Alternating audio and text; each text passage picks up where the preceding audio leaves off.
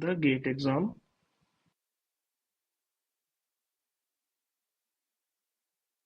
and my Q of xy will be X will get college Y. Okay, X has passed the gate exam is my P of X. Q of xy is X will get college Y. So now read the statement that is given, the quantifier statement that is given in the question. For all people, for all students, X, if X passes the gate exam, then there exists a college Y such that person X will get college Y. Understood? Again, for all students X, if that student X has passed the gate exam, which is P of X, then there exists a college Y such that uh, person X will get college Y. Now, here it is saying that which of the following options implies Gita's conjecture? Okay, which means let's take the first option A. Are they asking is A implying B, or is A? Sorry, not B. Sorry. So let's say the quantified statement given in the question is actually Q, right? Let's say, okay, or Q is already given. So let's say this is S. Okay, so they are saying does A imply the scenario S, or does B imply the scenario S? Does C imply the scenario S? The D implies the scenario S. So let's look at one of the options one by one. Okay, let's look at the options um, one by one. Okay, so the thing is to understand these things, right? So first option is option A is there exists an X, P of X, and for all Y, Q of xy. Now read this statement X. Okay, there exists a person X. Okay, if that person has passed the gate exam, okay, and for that person X, he will get each college. So for all Y, for all colleges Y, that person X will get the college Y. Okay. See, now think of it in a real sense, in a real scenario. You are a person, you have passed the gate exam. Okay. Does it guarantee you that you will get every college? Think. Just think.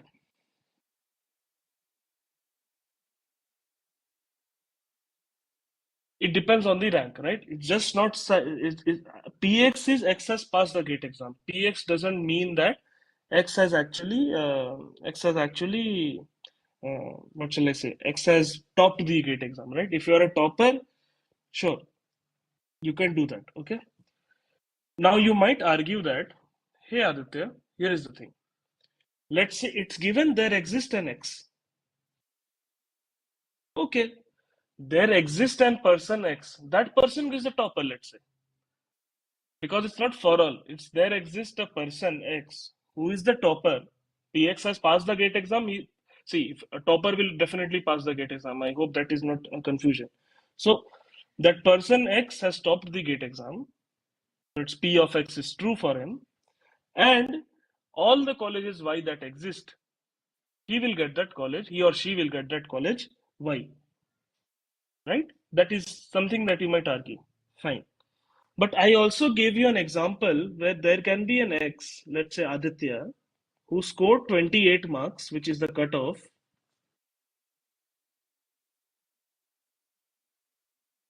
and for whom this statement will be false. Right? So now see here the problem here. This talks about for all people X. Here it talks about a specific case. There exists X. Correct?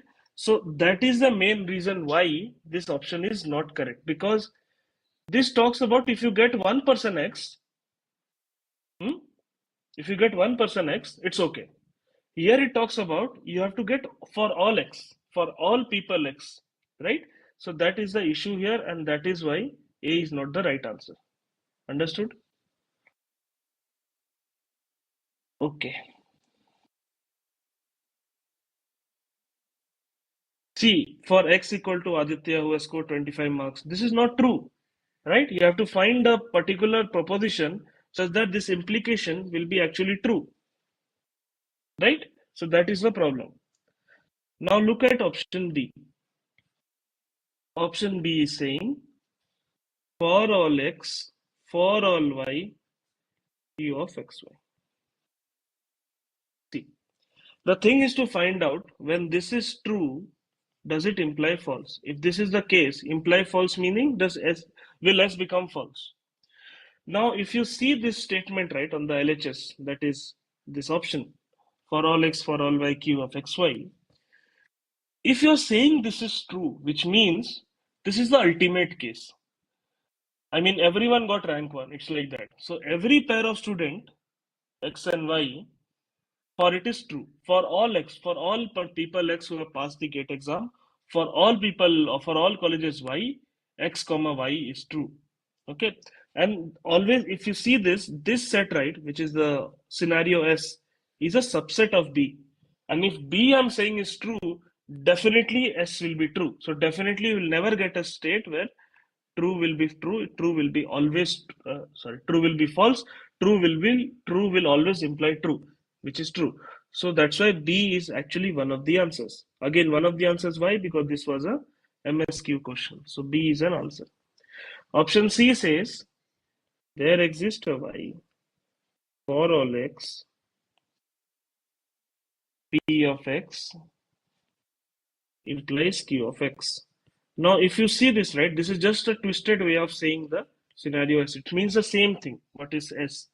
So they are saying there exists a college Y. Let's call the college IIT Madras. Or maybe, okay, fine. Let's not name any colleges. Let's say the gate cutoff was 25 marks, and that college will give, and that marks will give you ABC. Okay, some college ABC, 25 marks. So that is a cutoff. Okay, there exists a college Y, let's say ABC, such that for all students X who have, if the student has passed the gate exam, that person will get the college ABC. Very reasonable, saying the same thing.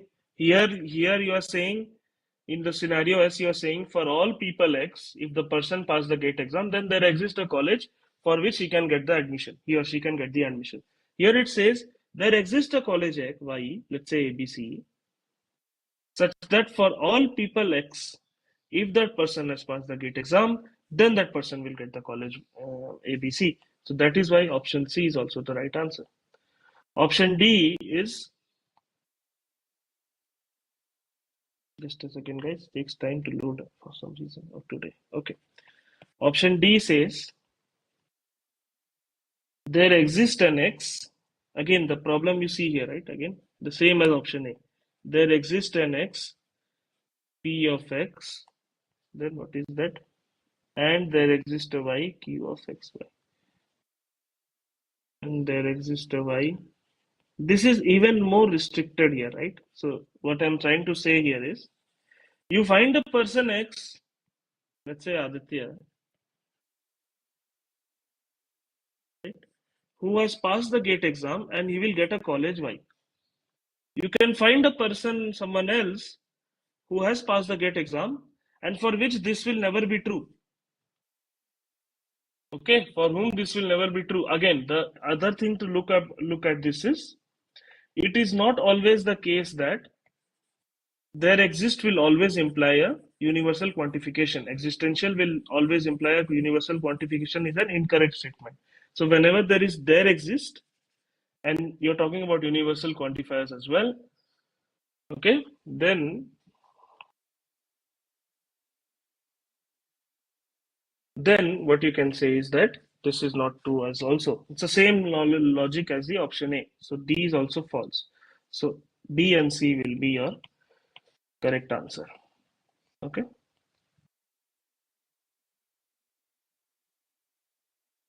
And it takes time to load.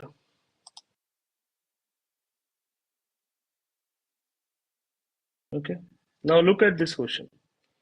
Let U be a set from 1 to n greater than 1000. Let K be a positive integer, so less than n.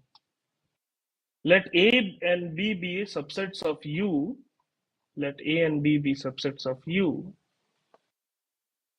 with number of elements in A same as the number of elements in B. Okay. Okay. Which is K. And A intersection B is empty, which means they both are disjoint sets. We say that a permutation of U, which is a universal set, separates A from B if one of the following is true. All members of A appear in the permutation before any of the members of B. All members of B appear in the permutation before any members of A. How many permutations of U will you use to separate A from B? Is it option A? Is it option B, C, or D? Okay.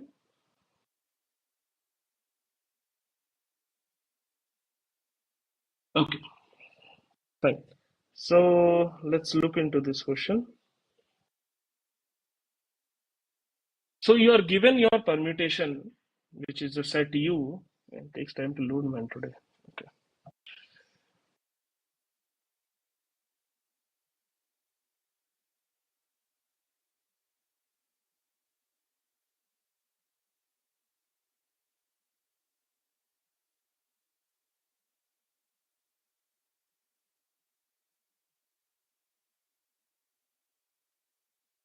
Okay. So this is very simple actually. So if you have U, which is a set from 1 to n,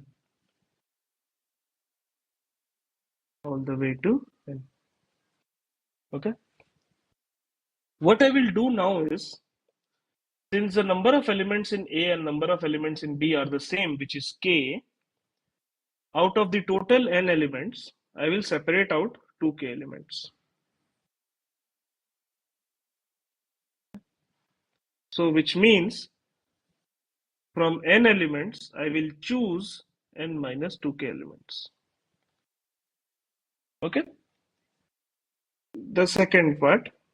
Now look at the remaining 2K elements. So I have removed n 2K elements from n. So remaining are 2K elements. I will put K elements in A. I will put K elements in B. Now, if you see, you can't just choose any elements to put in it in A, because the question is given that all members of A appear in the permutation before any of the members of B, or all the members of the B appear in the permutation before any of the members of A. So which means either the first set of K elements belong to A followed by the next K set of K elements B, or the first set of elements belong to B, then the next K of elements belong to A. So this is nothing but one way. This is one way. So 1 star one way. And for the other case where B comes before A, first K elements to B, then K elements to A, that is another case of 1 cross 1 elements. So in total, you have 2 such ways, right? Okay. So there are 2 such ways here. Third part is, now what you can do is, you selected your n minus 2K elements. So how many permutations can you get for those n minus 2K elements? N minus 2K whole factorial. Correct? Understood? Because n elements permutations, how many permutations are possible? N minus 2K factorial permutations. And the fourth one will be for K factorial for the A number of permutations and K factorial for number of permutations of B. So all of these are events that occur one after the other, right? So what we will do is, we will first consider, so we will now multiply them by the rule of independence rule. So we'll multiply all these events. So it is nothing but 2 into why 2, because there are two cases, A coming before B and one is B coming before A. 2 minus, first you choose out of n elements, n minus 2k elements, okay? Multiplied by, there is one way to choose only A, one way to choose only B, right? Either A is coming before B. So it's not like, why didn't I write 2k choose k? Because 2k choose k can choose any of the 2k elements, right? But no, what I have to do is I have to make sure that if I'm selecting A after B, first k elements occur in A, the next k elements occur in B. Similarly, if I choose the other scenario where B followed by A, first I will select k elements in B, then I will select the first next elements in A, okay, into permutations of the n minus 2k elements, number of permutations k factorial, number of permutations k factorial. Okay, okay, fine. Now if you solve this, you will get 2 multiplied by n factorial divided by 2k factorial, right? N minus, so ncr, you know, n factorial by r factorial into n minus r factorial, n minus 2k factorial multiplied by n minus 2k factorial multiplied by k factorial whole square, right? So this and this cancel out, and then you get 2 into n factorial by 2k factorial multiplied by k factorial whole square, right? Right? Or the other way you can look at this is, so to match an option, that's what I'm saying. So you can also write this as 2 into n choose 2k, right? Multiplied by n minus 2k factorial multiplied by k factorial whole square, right? So with this option, is there any option? I think there is one. Option D is the right answer. Okay, fine. Okay. Next question is just to understand what the question does, and then you will get the answer. Okay. So let's read together. Let f be a function from a to b, is an onto function or surjective function where a and b are non-empty sets.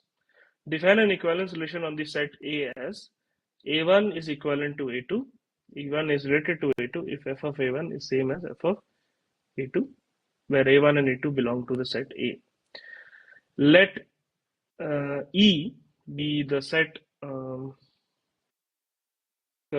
square basis x, where x belongs to A, be the set of all equivalence classes under the relation tilde.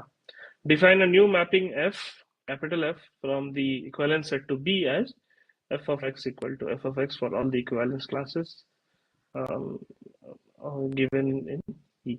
So it's like whatever is f of x value, okay, you can take the leader of them, which is the equivalence class x, and then that will be nothing but this value for the function mapping will be same as B. So which of the following statements is or are true? F is not well defined, F is an onto function, F is a one-to-one function, or capital F is a bijective function. Okay, so let's go step by step. Okay, so let's say that let's say there are some set of elements from,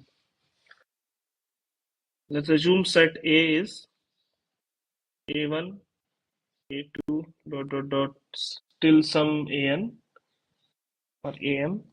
It contains some B's, B1, B2, dot dot dot Bn, C1, C2, dot dot dot C.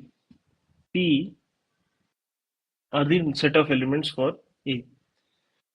Let's say the set of elements B is nothing but alpha, beta, gamma, and so on. Okay, just an example. Okay, the mapping is like this. So A1 belongs to alpha, A2 also belongs to alpha, since it's a onto function, right? So each of the images must have a pre-image, right? A3 belongs to alpha, so on. AM belongs to alpha, right? Similarly, B1 belongs to beta, so on till Bn belongs to beta, and C1 belongs to gamma, so on, Cn belongs to gamma, and then you can find out for the others as well. Okay, and it's given that it's an onto function, so each image has a pre-image. Okay. Now, if you look carefully, right, A1, A2, A3 till AM are mapped to the same function, same value, which is alpha, B1, B2, Bn, this one same function beta, and similarly C1 to Cn is belong to the same function, and gamma, same value gamma, have the same image. So I can also say that the equivalence class of A1 is same as equivalence class of A2, so on, same as equivalence class of AM, because all of them are mapping to the same value, right? Equivalence class of B1 is the same as the equivalence class of B2 till Bn, and equivalence class of C1, okay, this will be Cp, equivalence class of C2, so on till Cp are the same. Okay. Now the set E is nothing but the set of equivalence classes, which is A1, B1. So since all are same, I'm only taking the first one. Okay. See, A1 is same as A2, A3, A4, so on till AM. B1 is same as B2, B3, B4 till Bn. C1 is same as C1, C2 till Cp. So I am only taking the first one as well. Okay, I'm only taking the first one as well. Okay. So now see the capital F function. Capital F function is from E to B, where f of x is nothing but f of x. So what do you think will be the mapping for A1? Mapping for A1 will be the same as the mapping of little f of A1, which is alpha. Similarly, mapping of A2 is the same as little f, which is alpha, and so on. Mapping of B1 is same as f of B1, which is beta, and so mapping of C1 is the same as, so this is mapping actually is gamma. Okay. And now if you see if this is an onto function, then definitely all of this will also map, sorry. Okay, first of all, it's given that each of these is the little f is an onto function. So for capital F also, everything is will be an onto function, right? Understood? Onto function, because each of the element that was present in little f in A, the equivalence class E will also have that elements, right? It will have A1, A2 till AM, B1, B2 till Bn, C1, C2 till Cp. They all will map also to the elements alpha, beta, or gamma, right? So definitely F is an onto function as well, surjective function as well. Okay, because each equivalence class maps to the mapping according to what is given in little f, right? And all the distincts A1, B1, C1, if you look carefully, they all belong map to the different elements of B, right? We are only taking the leader here, which is A1, B1, C1. D1, E1, you can have that as well. So F is an injective function.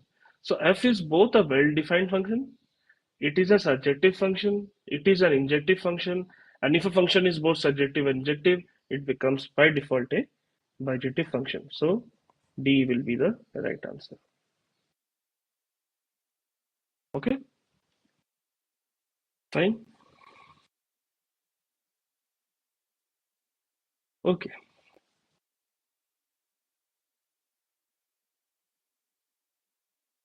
fine. So next question is, let X be a set and 2 to the power X denote the power set of X. Define a binary operation delta on 2 to the power X as follows. A, that triangle B is nothing but A minus B union B minus A. Let H equal to the power set 2 to the power X, comma, that operation, comma. Which of the following statements about H is correct? Is H a group? Every element in H has an inverse, but H is not a group. For every element A belonging to the power set of X, 2 to the power X, the inverse of A is the complement of A. For every set A belonging to the power set 2 to the power X, the inverse of A is A. So, here if you see, when H is defined in 2 to the power X, right? So the operation is also defined on the power set, right? So if you take two elements A and B, they are of the set, the power set of X, then if you remember, then there are to say something is a group, you need to satisfy four properties, right? So we'll quickly look into each of the property and try to prove them. First is a closure, right? A closure says if A belongs to H, B belongs to H, then A triangle B should belong to H, right? That is the closure property, correct? So if you see carefully, right, 2 to the power x is nothing but a power set of x, right? And it contains, and what does a power set contain? A power set contains all subsets of x. It contains all subsets of x.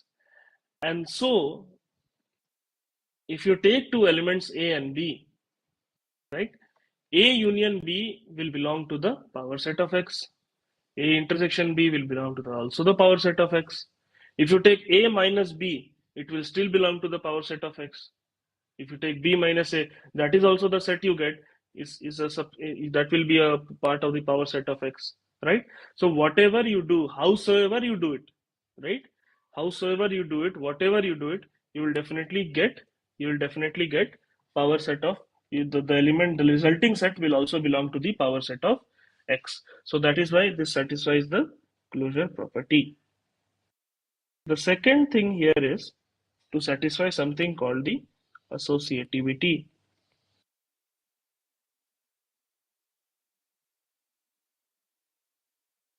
which means A triangle B triangle C is the same as A triangle B triangle C.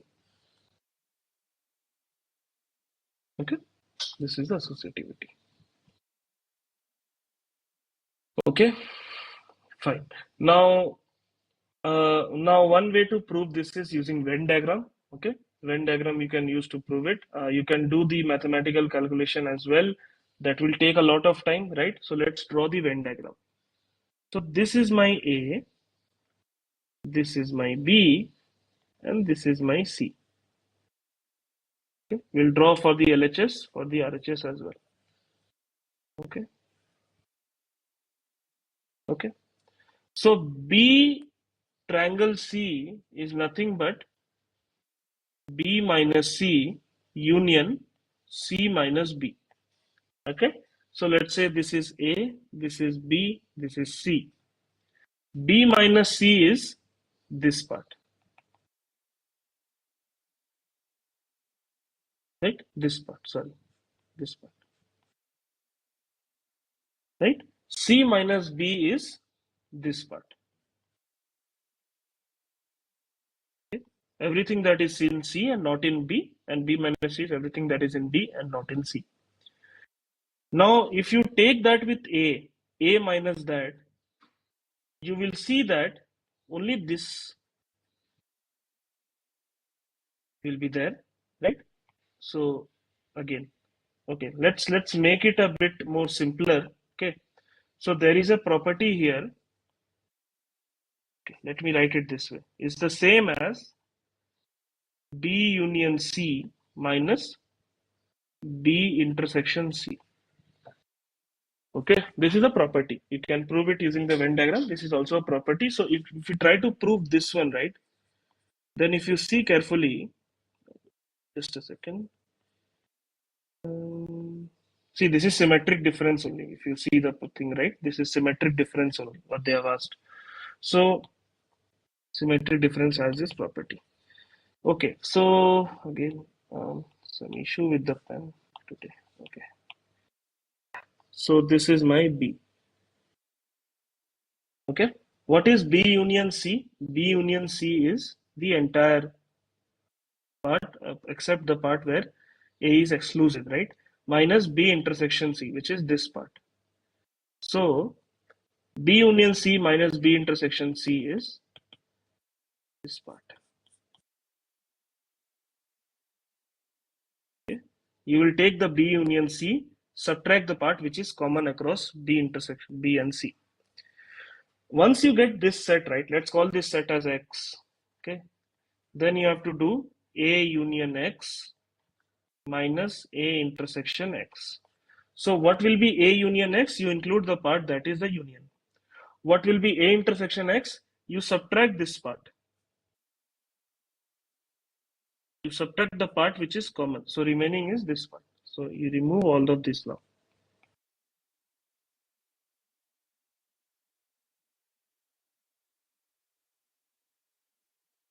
Okay. Okay. So you had X, which was this shaded region. Okay. A union X includes everything like from here all the way. So let me do this again. So A union X included this part, right? And this part as well. Minus A intersection X. So what is A intersection X? A intersection X is this part, right? This is the part that is A intersection X. Why is this part not included? Because this is not in X only, right?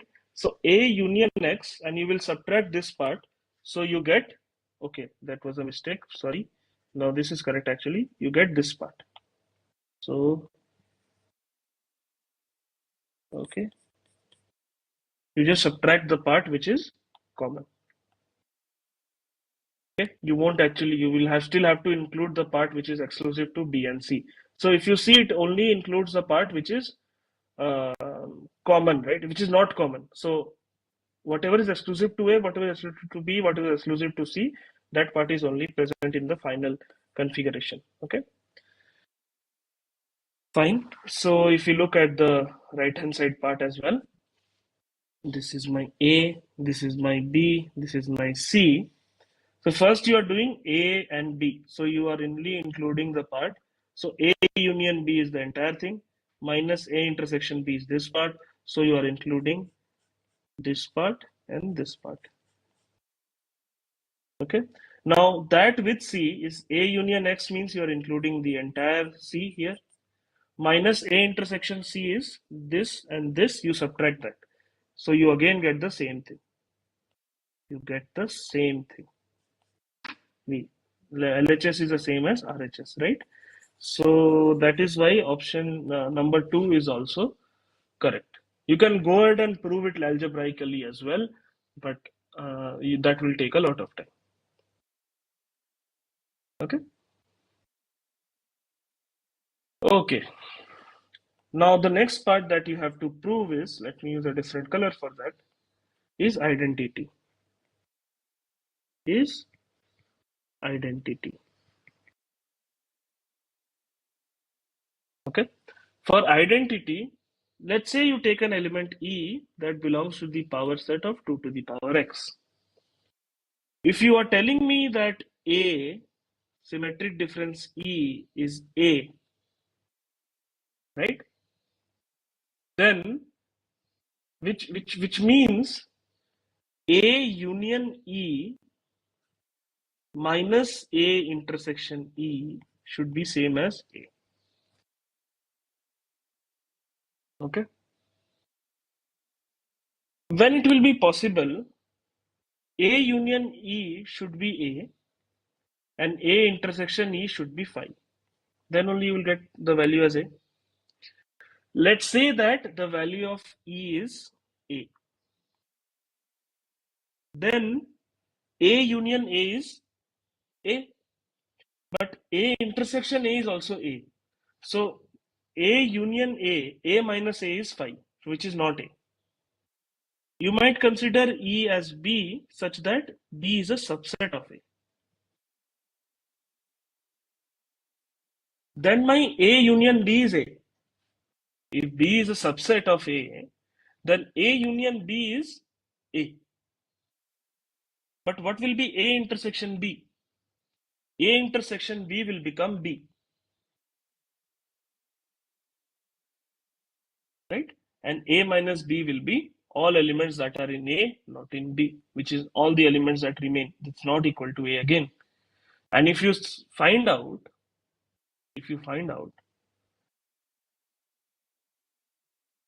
Let's say the value of E is phi. That is another case. Empty set. Then my A union phi is A. And A intersection phi is also phi. And A minus phi will become A.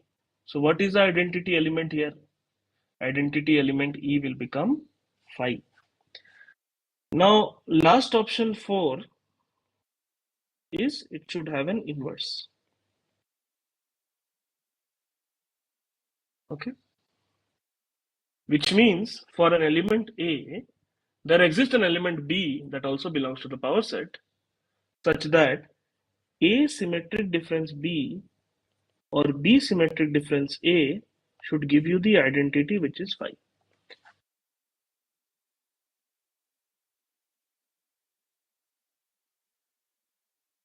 Okay.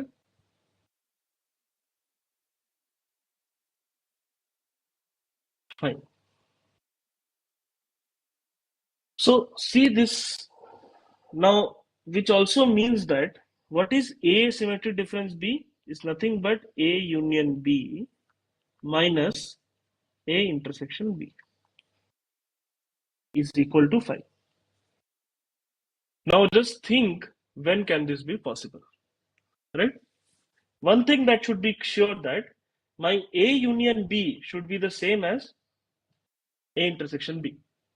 Then only X minus Y will be phi, right? They should be the same. Okay.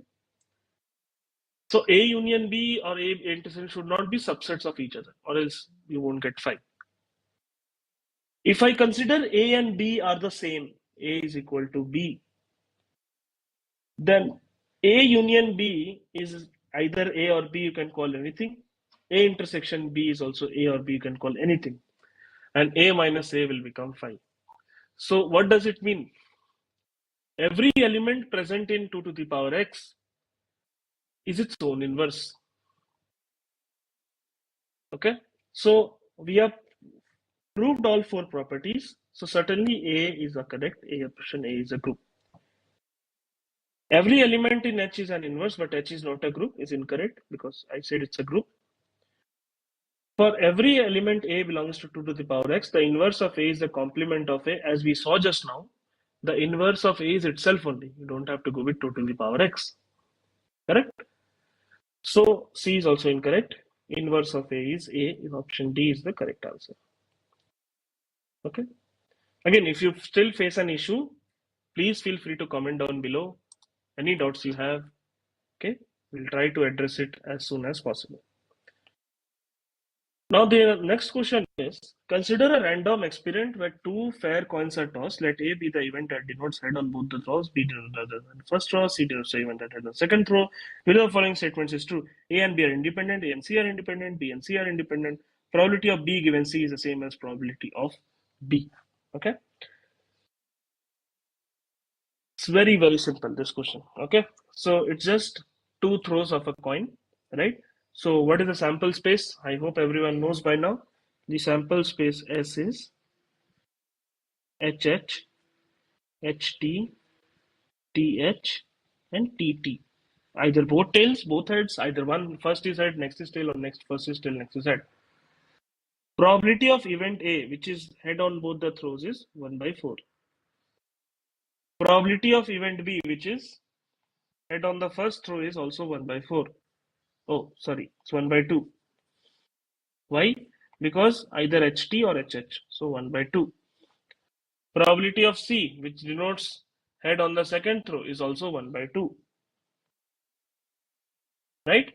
So, in case of events being independent, so, okay. Do we have event D as well? No, okay. So, A and B are independent. Is it true? Which means, is P of A intersection B same as P of A multiplied by P of B? What is the event A? Event A is head on both throws. What is the event B? Event B means head on the first throw. Intersection will be head is only on the first throw. So P of A intersection B and the LHS is 1 by 2. On the RHS is 1 by 8. P of A into P of B is 1 by 8. So certainly this is not true. Option B says are A and C independent? So again, P of A intersection C, is it the same as P of A multiplied by P of C? P intersection C will be head only on the second row, which is 1 by 2. 1 by 2, okay, sorry. So event A is HH, right? Event B is HT, HH. Event C is TH, HH, right? Head on the second row. Let me write this properly. TH, HH. So if you see, A intersection B is only HH, A intersection C is also only HH, so 1 by 2 multiplied by, if you multiply PA and PC, you get 1 by 8 again, which is not the same. So option B is also false. Okay. Option C says B and C are independent. So probability of B and C, is it the same as probability of B multiplied by the probability of C? Probability of B intersection C, if you see, is only HH, right? So 1 by 4 is 1 by 2 multiplied by 1 by 2, which is 1 by 4. So option C is actually correct. But are true, so option D also we have to check. Option D is probability of B given that C occurred, is it the same as probability of B, right? Right. So now you need to calculate the probability of B given C. So it's nothing but probability of B intersection C divided by probability of C. What is probability of B intersection C? Just calculated 1 by 4 divided by probability of C. Probability of C is 1 by 2. So you can say this is nothing but 1 by 2. Okay. Okay. And what is the probability of B? Probability of B is also 1 by 2. So this is also true. So C and D are true. Simple it was. Last question for the discrete maths part is, let G be a simple finite undirected graph with vertex set V1 to Vn. Let delta of G or triangle of G denote the maximum degree of G, and let n equal to 1, 2, dot, dot, dot denote the set of all possible colors.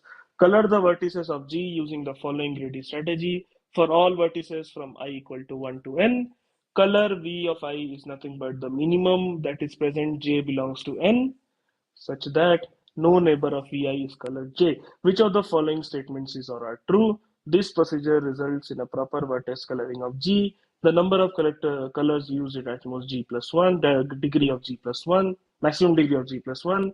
The number of colors used is at most the degree of G. The number of colors used is equal to the chromatic number of G.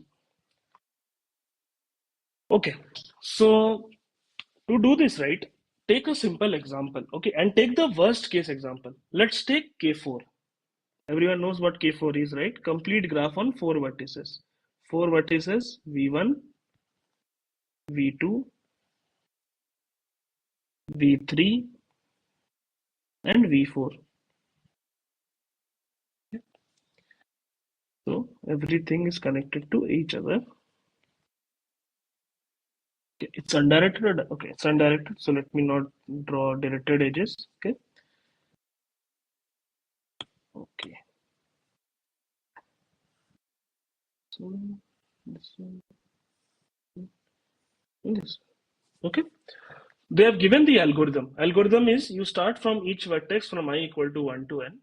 Color of Vi is nothing but minimum of J belongs to n. No neighbor of Vi is colored J.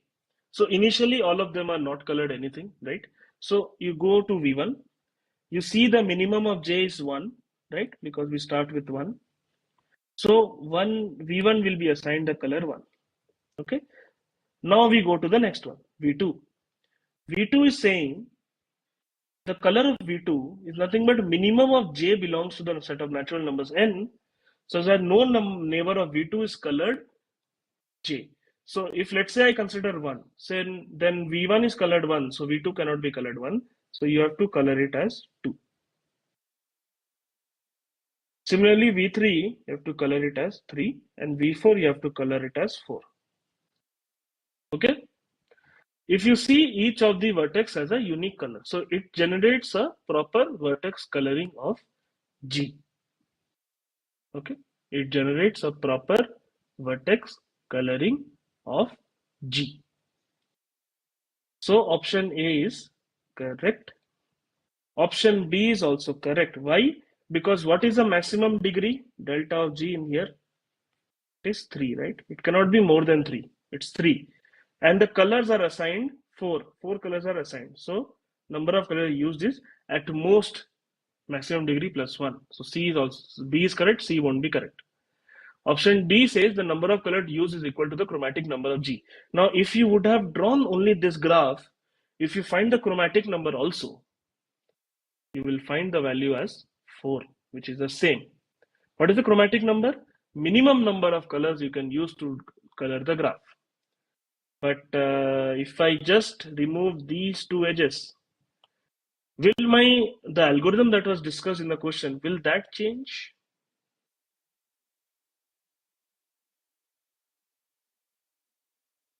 I think it will, right? It will change. So V2 is assigned 2. V3 will be assigned what color in that case?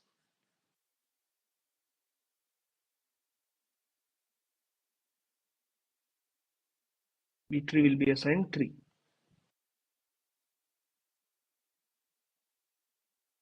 Okay. Oh no, V3 will be assigned 2. No, no. V3 will be assigned 2. Why 2? Because you look at the neighbor of V3. V4 has not been assigned any color yet. V1 is assigned 1, so V3 will be assigned 2. If you look at V4, V4 will be assigned 1.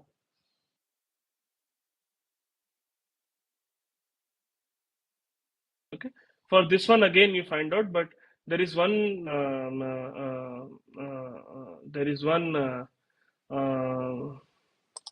so there is one proof given somewhere, okay, that greedy algorithm, which is this greedy algorithm, will never always imply that it's the same as the optimal coloring. So if you have read my lectures, I've discussed there as well. Greedy, if you use the greedy algorithm, it will never be the same as doing the optimal coloring algorithm, which is to find the chromatic number. So D is not correct, C is not correct, A and B both are the correct answers to the question. Okay. Okay, so I think I have no more questions to discuss here, right? So thank you for joining this lecture. This concludes the lectures on discrete mathematics, problem solving sessions, right? We discussed the questions that were asked in the GATE 2023 exam. If you have any doubts, feel free to share this video with your friends, subscribe to the channel, comment down below if you have any questions, and all the best for the exam. Thank you for listening.